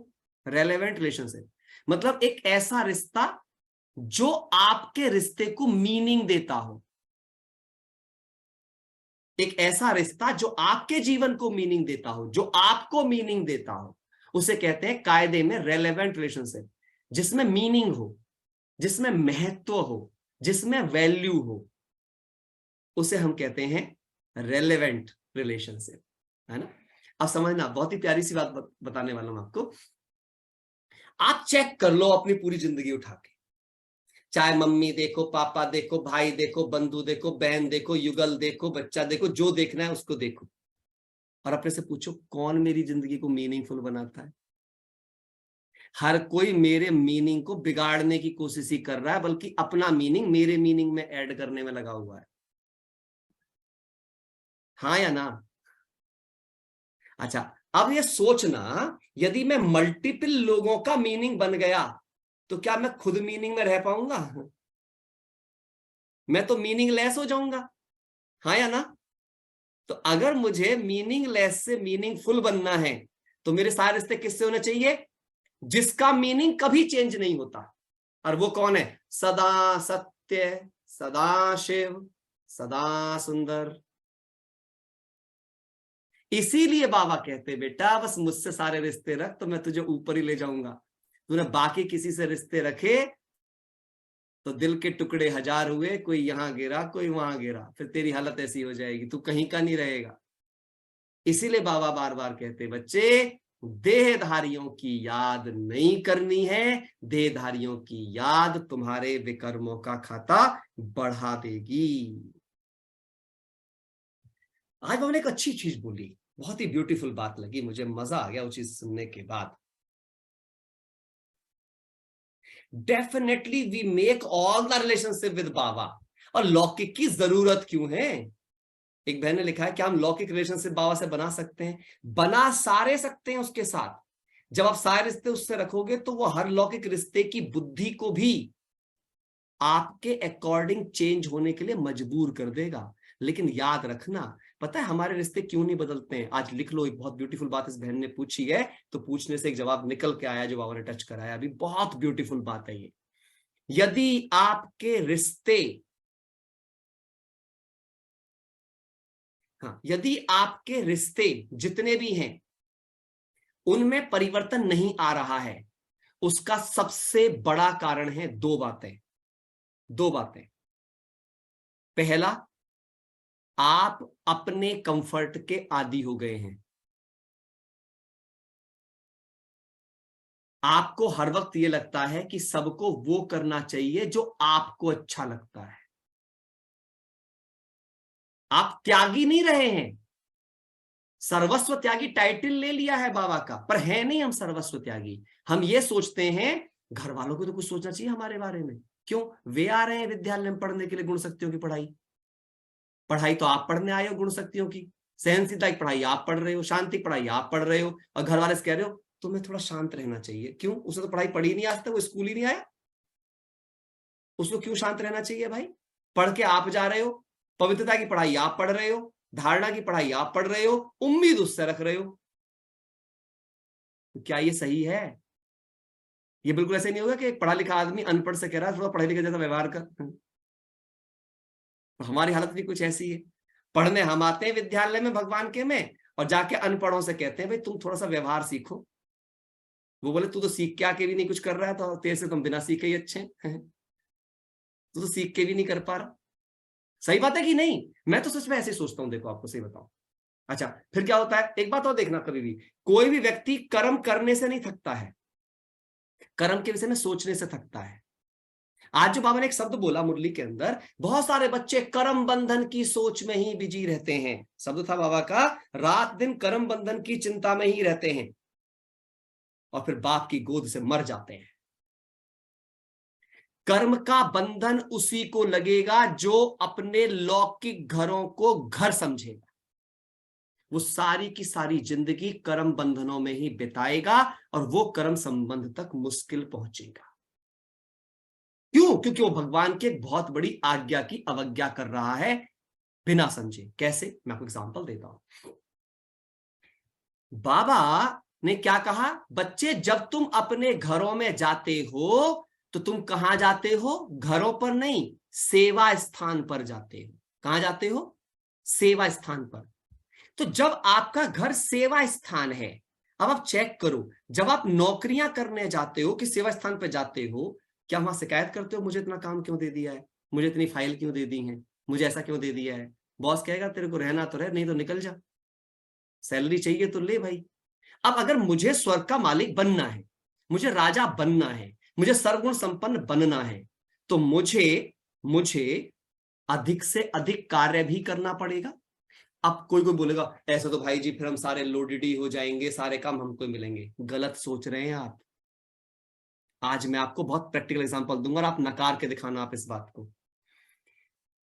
आप ऐसे समझना कभी ध्यान से कि कोई व्यक्ति है जो आपसे बहुत नाराज है, बहुत नाराज है, आपकी आदतों से, मतलब आपको बहुत पसंद नहीं करता, घृणा करता है। लेकिन आप क्या कर रहे हो? आप लगातार उसकी सेवा कर रहे हो बिना क्वेश्चन आस्क्ड। बिना अपना ईगो आगे लाए हुए, और बहुत दिल से कर रहे हो।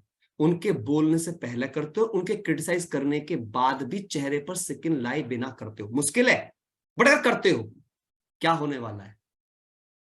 आप कभी भी देख लेना, जैसे सपोज करो मैं अगर आपके पास आता हूं, मैं आपको ऐसे समझा देता हूं हल्की भाषा में, मैं अगर आपके पास आता हूं और मैं आपके पास आके आपकी तारीफ करता हूं, आपके बारे में अच्छा अच्छा बोलता हूं, और मैं आपकी बिना सोचे मदद कर देता हूं, आपके दिल में क्या पैदा होगा उसके बाद? मेरे लिए प्यार पैदा होगा, सम्मान पैदा होगा, हाँ या ना? होगा या नहीं होगा? इसका मतलब जब हम किसी को सहयोग देते हैं, जब हम किसी की केयर करते हैं, तो कॉपरेशन और केयर वो बीज हैं, ध्यान समझिएगा, कॉपरेशन और केयर वो बीज हैं जिनसे लव और रिस्पेक्ट नाम का फल निकलता है। आप कभी भी चेक कर लेना। ये जरूर हो सकता है, ये जरूर हो सकता है कि जमीन कैसी है, किसी जमीन में कोई बीज बोया और फल तुरंत दिख जाएगा, कोई जमीन थोड़ी टफ है, थोड़ा देर लग सकती है, हो सकता है कि उस बीज को ज्यादा अच्छे से थोड़ी मेहनत चाहिए, तब वो निकलेगा, पर निकलेगा जरूर। कारण क्या है इसको भी समझा देता हूं आपको, बहुत ब्यूटीफुल बात बाबा टच करा रहे, तो कर्म बंधन सब कट जाएंगे आपको। मैं इस पॉइंट को पक्का कराना चाहता हूं आपसे कि कर्म बंधन का चिंतन जिस दिन खत्म हो गया, कर्म बंधन क्या है? क्या कोई किसी बात बंधन है, किसी ने बांध रखा है? नहीं। जो व्यक्ति अपने को मिली जिम्मेदारियों और कर्मों को लोड के रूप में लेता हो, वही कर्म बंधन है। जो व्यक्ति अपने कर्म को सेवा लेता हो, उसको पता है इसका तो फल निकलना है, क्योंकि सेवा की तो मेवा है। कर्म लोड है, work is load, worship is not. जिस समय आप इस बात को समझ जाते हैं, इसका मतलब जब मैं सेवा पर हूं, और सेवक जो होता है वो क्वेश्चन नहीं पूछता है, सेवक के लिए आराम नहीं होता है। आप सोचोगे आप तो बिल्कुल ऐसे सिखा रहे हो घर में, बस फिर तो हम ही करते रहे, बहुत सारी माताएं क्या हम ही पिसते रहे?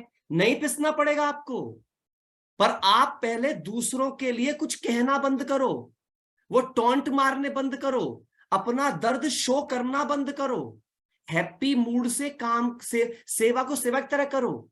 आप ये सोच के करो मैंने इन सब की किस्त ली हुई है, मैं तभी इनके कांटेक्ट में आई हूं, और जैसे मेरी किस्त पूरी हो जाएगी इनके दिल पिघल जाएंगे, ये मेरे प्रति खुश हो जाएंगे, क्योंकि मैंने बैंक की किस्त अगर मैं टाइम पे पटा देती हूं तो बैंक मुझे और लोन देने को तैयार हो जाता है। तो जिस दिन मैंने इनकी लोन की किस्त पटा दी, उस दिन के बाद ये मुझसे खुश हो जाएंगे और ये फिर से मुझे अपना प्यार उड़ेलने लग जाएंगे, अर्थात लोन देने लग जाएंगे। ये भी मेरे साथ कर्म के संबंध में ब्यूटीफुली बंध जाएंगे, क्योंकि प्यार से प्यार ही पैदा होगा, सुख से सुख पैदा होगा, शांति से शांति पैदा होगी। ये मुझे समझना है। परंतु दिक्कत क्या? कंफर्ट, नहीं नहीं मैं ही करती रहूं क्या? जैसे ही मैं ही करती रहूं संकल्प आया, आपकी बुद्धि लोडेड। अब आप काम से नहीं थक रहे हो, मैं ही करती हूं, मुझे ही करना पड़ता है, इतना काम कुछ नहीं है, मुझे ही करना पड़ता है, मैं ही करूं, कोई हेल्प नहीं करता है, ये है बंधन। और मैं ही कर सकती हूं, भगवान ने मुझे ही सेवा के लिए चुना है, मैं ही योग्य हूं, और योग्य को ही कर्म करना चाहिए। ये चीज आपको संबंध की महसूसता कराएगी, हाँ या ना? इसीलिए बाबा ने आज से स्लोगन के अंदर क्या कहा था? स्व उन्नति और सेवा का बैलेंस। कर्म कब कब मेरा कर्म बंधन कर्म संबंध में जाएगा? स्व उन्नति माना जब मैं अंदर में अपने को सेवक समझूंगी। पता हम क्या सोचते हैं? हम सोचते हैं किसी को बाबा का परिचय देना, झांझ बजाना, नारद वाली बात। अगर मेरे जीवन में ये बातें नहीं होंगी ना, तो मैं भी नारद जी हूं, आप सामने झांझ तो बजा रहा हूँ, फॉर्मूले बढ़िया बढ़िया बता रहा हूँ, पर अगर मेरे खुद के जीवन में नहीं है तो क्या फायदा फिर उस झांझ बजाने का? ऐसे बहुत सारे लोग झांझ पीट रहे हैं, वो सब नारद जी हैं। कल के दिन जब उनकी पोटली खुल करके सामने आएगी तो क्या होने वाला है? जाएंगे लक्ष्मी वरने सकल बंदर की आ जाएगी, है ना? वही होने वाला है। तो मुझे समझना ये है पहले। तो स्व उन्नति का मतलब क्या है? जैसे ही मैं सेवक समझ लूं, तो सेवा ये नहीं है मैंने किसी को परिचय दिया। अब पता है, all the time 24/7 we all are on godly service. तभी आज ने कितनी अच्छी बात बोली समर्पित भाई बहनों के लिए। जो यहां रहते हैं उन्हें याद करने में मेहनत नहीं लगनी चाहिए, परंतु वो यहां रहते भी बाहर वालों को याद करते रहते हैं, इसलिए उन्हें भी बहुत मेहनत लगती है। और बाहर में रहने वालों को ज्यादा बाबा से प्यार होता है और वो आगे जा सकते हैं। थाज पूरा पैराग्राफ था। तो क्यों मेहनत लगती है वहां रहने वालों को भी? क्यों? बिकॉज वो झांझी पीट रहे हैं बस। समर्पण का मतलब नहीं समझे अभी तक। केवल वे ही गॉडली सर्विस पर नहीं है, वी ऑल आर। पता है हम ज्यादा सर्विस पर हैं। क्यों? पता है अब ध्यान देखना, सेंटर पे तो कोई बाहर से जाएगा जिसे कोर्स करना है। अब मेरे घर में तो हमेशा 4-5 है जिन्हें कोर्स करना है। हर समय 4-5 मेरी सराउंडिंग में है, मेरे घर वाले है या मेरे रिश्तेदार या मेरे पड़ोस वाले। मैं तो हमेशा घिरी हुई हूं कोर्स करने वालों से। बस मुझे क्या समझना है, लिख लो आज के बाद। बहुत ब्यूटीफुल स्टेटमेंट आपको बता रहा हूं जो मैं हमेशा फॉलो करता हूं। मैं भगवान की चलती फिरती चैतन्य गीता हूं। मैं भगवान का चलता फिरता सर्वगुण सर्व शक्तियों का म्यूजियम हूं। है ना ब्यूटीफुल थॉट? अब जब मैं हर वक्त चलती फिरती चैतन्य गीता हूं, इसका मतलब मैं काम और क्रोध से दूर हूं। मैं नष्टो मोहा स्मृति स्वरूप हूं। मैं साक्षी दृष्टा हूं। मैं इच्छा मात्रम अविद्या हूं। इसका मतलब मैं योगी राज हूं। मान अपमान निंदा स्तुति सब में समान हूं। तभी तो मैं सच्ची गीता हूं। Model model. तो ये हुई स्वयं। अब क्या होगा? तो आपका हर एक कर्म सेवा है। हर एक कर्म। आप रोटी बना रही हो, भगवान की सेवा चालू है, क्योंकि वो रोटी नहीं है, वो ब्रह्मा भोजन बन रहा है। आप पोछा लगा रही हो घर में, शिवालय साफ हो रहा है। शिवालय मेरा घर नहीं है, वो सेवा स्थान बाबा ने दिया है, वो शिवालय है। क्योंकि मैं वहां शिव को याद करती हूं, मेरे शिव को मैं रोज घर में बुलाती हूं।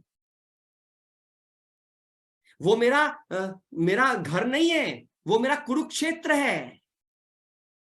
वो मेरा कुरुक्षेत्र है। मुझे वहां, मैं अर्जुन वहां जीतने के लिए गया हूं। मुझे जीतना है। और जब मैं जीतूंगी तब मुझे राजाई मिलेगी। मैं किसको जीतूंगी? सबके दिलों को जीतूंगी। और सबके दिलों को मैं दाता बन के जीत सकती हूं, मंगता बनकर नहीं। कोई मुझे प्यार करे, कोई मुझे समझे, कोई मेरी बात भी तो समझे, मैं ही पिसती रहूं। गारंटी दे रहा हूं आपको लिख करके, यदि आप दूसरों से किसी प्रकार की एक्सपेक्टेशंस करना बंद कर दोगे, वे खुद आकर आपसे पूछेंगे मैं क्या कर सकता हूं। आप अंदर में इच्छाएं रखते हो, इसीलिए वो दूर भागते हैं, क्योंकि उन्हें आप में राक्षस दिखता है, देवता नहीं। क्योंकि इच्छाएं राक्षस की होती हैं, देवताओं की नहीं। दाता, मंगता नहीं, दाता। समझ आ रही मेरी बात? तब है स्वोन्नति। और वही है सच्ची सेवा। सेवा वो नहीं है जो बोल के की जाए, सेवा वो है जो कर्म से की जाए। इसीलिए कहा गया है, action speak louder than words. कर्म की भाषा शब्दों की भाषा से तीक्ष्ण होती है। ज्ञान वो नहीं है जो शब्दों से सुनाया जाए, ज्ञान वो है जो करके दिखाया जाए, जो करके दिखाया जाए। समझ आ रही है मेरी बात? अभी आप अपनी अपनी एक, जो इनके वीडियो खुले हैं, ऐसे उंगली करो अपनी अपनी साइड में। सब अपनी अपनी उंगली करो साइड में, ऐसे मुझे देखो ध्यान से। सबका ध्यान मेरी तरफ, और उंगली दिखनी चाहिए मुझे, सबकी सबकी उंगली ऐसे दिखनी चाहिए साइड में। और अभी सबके सब अपनी अपनी उंगली अपने अपनी नोज पे रखो। अब चेक करो नोज है कि कितनों की नोज है और कितनों का गाल है। जातर ने क्या किया, है ना? जिन्होंने बहुत देर तक सुनते रहे ना, पहले सुनते सुनते कंफ्यूज थे वो, मैं यहाँ रख रहा था ना, तो मैंने देखा उनको, वो पहले सोच रहे थे नोज बोला है, काल बोला है, तब वो यहाँ पे जा रहे थे, नहीं तो यहीं रखने के मूड में थे। हाँ या ना? जिन्होंने नोज पे रख रखी है ना, वे यहीं रख रहे थे पहले, वो यहां से यहाँ आए हैं, अब वो दिख रहे हैं कि नहीं नहीं हमने तो नोज पे ही रखी है। एक्चुअली हम वो नहीं करते जो हम सुनते हैं, हम वो करते हैं जो हम देखते हैं।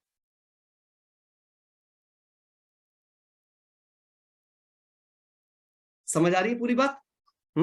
और जब हम ऐसे बन जाएंगे तो आज बाबा ने कहा था, मैं ना सिर्फ तुम्हें स्वर्ग के लायक बनाता हूं, स्वर्ग का पूरा वर्षा देता हूं, राज्य अधिकारी बनाता हूं, और माया तुम्हें बेसमझ और नालायक बना देती है।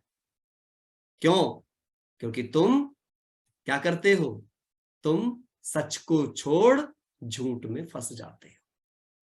आज के बाद ध्यान रखना, देहधारी वस्तुओं के मैनेजमेंट में बुद्धि मत फंसाओ, केवल सेल्फ मैनेजमेंट कर लो, बाहर का मैनेजमेंट अपने आप हो जाएगा। ओम शांति। क्योंकि 6:30 बज गए और अब हम योग की तरफ चलेंगे। ठीक है? सबको अच्छा लगा?